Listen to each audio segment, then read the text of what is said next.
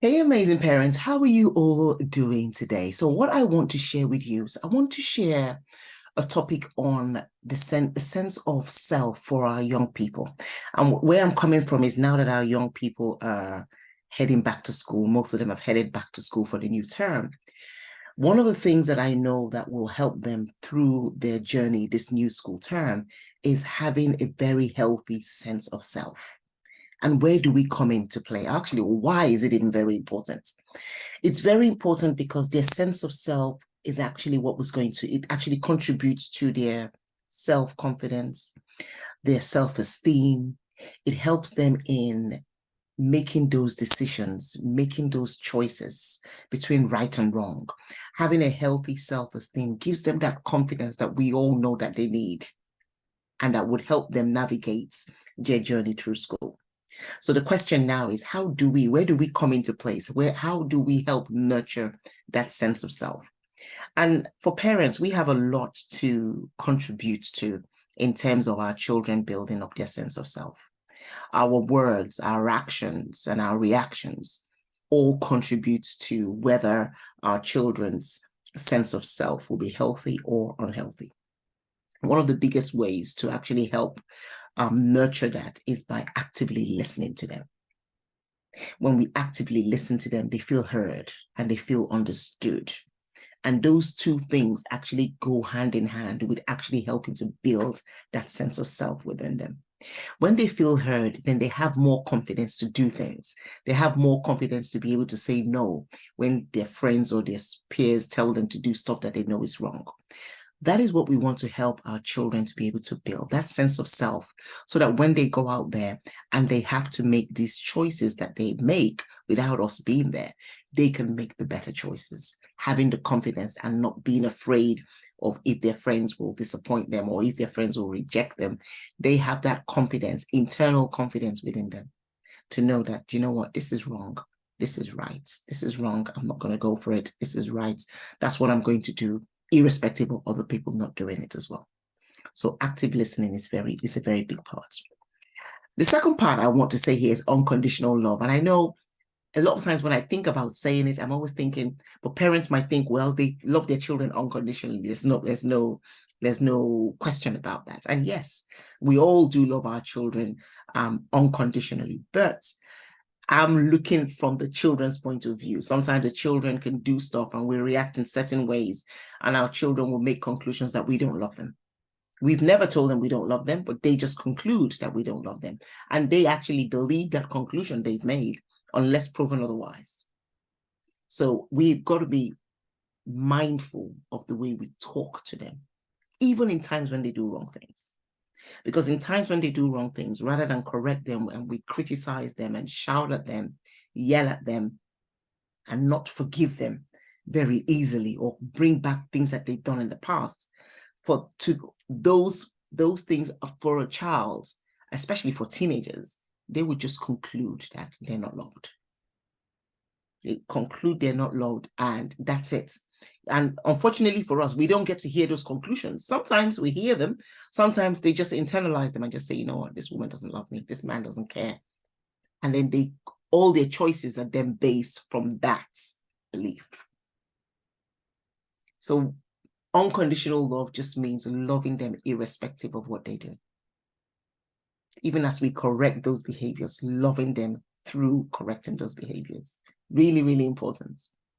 And then the third one I've got here is for us to actually encourage independence.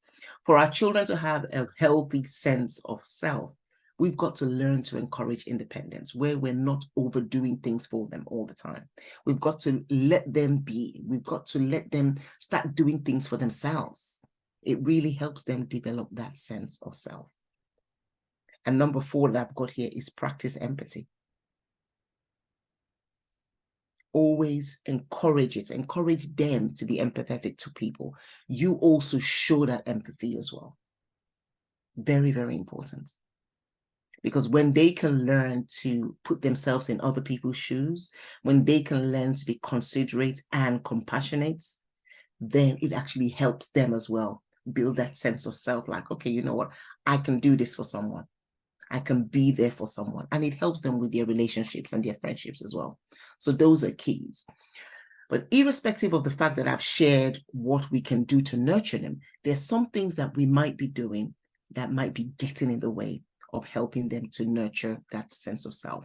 And one of them, I think I mentioned a little bit of it there, is being just being overprotective. Like we're doing everything for them. We want to make sure that they don't get hurt. We want to make sure, overprotecting them can get in the way of them building up a sense of self. So as our children are growing, we need to learn to start letting go rather than trying to be in everything and trying to control everything. We've got to start to let go. As children become older teenagers, we need to move from control to collaboration. All right. Okay. And then the second one is overcritical. Being overcritical in our behavior and in our words gets in the way of helping them to build that sense of self. And sometimes we think, oh, we've got to let them know you can let them know, you can correct them without being critical. We don't have to be critical. We can correct them without being critical, because a lot of times the criticism comes from a place of anger and a place of frustration. So that criticism is then laced with so many unfiltered words that we end up regretting. So I always tell parents, don't go to the criticizing point, because many of us don't know how to constructively criticize. If we could constructively criticize, then go for it. But many parents don't know how to do that. Many parents criticize from a place of anger, from a place of frustration. So it never comes out well. It never comes out well. So being overcritical can get in the way of building up our children's sense of self. The third one I've got here is comparisons. The more we compare our children to their friends or to their siblings, the more they lose a sense of who they are. The more they lose confidence about who they are. The more they're not able to nurture that sense of self, because we're comparing them to other people. So it's really, really key that we avoid comparing, even though we mean it in a motivational way, like we want to motivate them. Yes, you can motivate them. You can talk about the skill you're trying to motivate them with, but you don't have to call other people's names in that conversation. Oh, why can't you read like John? Why can't you do this like Susan? We don't need to do that. That's not motivational at all. And it always has very negative effects, especially among siblings. You start seeing that these sibling rivalries that start to happen, fractured sibling relationships start to happen when we compare. So it's not fair on the other sibling that you're actually comparing your other sibling, your other child with. It's not fair on them, because they get the brunt of it all. And so that's not fair. Okay. And then the fourth one I've got here is imposing our personal goals. And that really is a lot of teenagers and older teenagers, they see that a lot, where parents are trying to impose their own personal goals. Oh, I want you to do this, or I want you to do that, in terms of careers. When I hear that, I'm still surprised that parents are still wanting to steer the wheels on the careers that their children are planning to do. I get surprised when I hear that from young people, that their parents are still trying to steer the way and say, oh, I want you to do this. This is what we do in the family. But that's not what the child wants to do. There's no need to force the child to do something just because that's our own personal goals. And that's not fair on the child, because every child is different, and they don't need to do what your dream was. If that was your dream to be a doctor, or if that was your dream to be an engineer, or if that was your dream to see your children all become, engineers or doctors or something like that. It doesn't work. A lot of kids, if they end up doing that degree just for you, after that degree, they end up going to do what they really wanted to do. So that again doesn't help them in building their sense of self. And I share these tips that I've just shared now, just to encourage all of us as parents, just to be conscious of their sense of self, even in our daily interactions with them. Just be conscious of, what is this doing to their sense of self? Is this building their sense of self, or is this tearing up their sense of self? And when you ask yourself that question, that will help you in determining, or just showing you, okay, Am I going a bit too far? Am I going a bit too far to the right or a bit too far to the left? Or am I staying right there in the middle where I need to be? So it just makes you be reflective of your actions, of your words, and of your reactions.